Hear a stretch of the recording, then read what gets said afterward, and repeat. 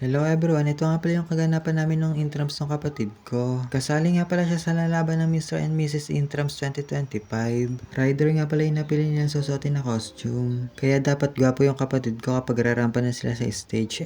Yung tipong lahat ng mga babae ay sa kanya lang nakapokus lahat ng tingin. At magsisigawan kapag rumarampa na sila sa stage. More kilala na pala si ate ng makeup artist ng kapatid namin. Para sure na gwapo kapag rarampa na sila. Sa mga gusto nga pala magpa-makeup niya kapag tuwing may event, i-message niya lang siya. Paniguradong hindi kayo magsisisi dahil subok na namin yung makeup niya. Ito nga pala yung kinalabasan ng pag-ayari ng make-upan yung kapatid ko.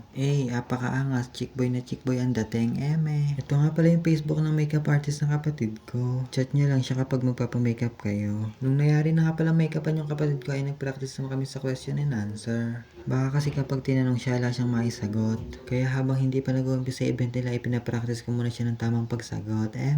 Baka kasi isipin ng mga judges, gwapo lang ang ambag ng kapatid ko. Nag-practice na nga rin pala muna sila ng tamang pagrampa nila sa loob ng room habang hindi pa sila nagsisimula. First time nga lang pala sasali yung kapatid ko sa Mr. Intrams kaya may halong kaba pa yung nararamdaman niya. Hanggang dito na lang muna. Bye-bye.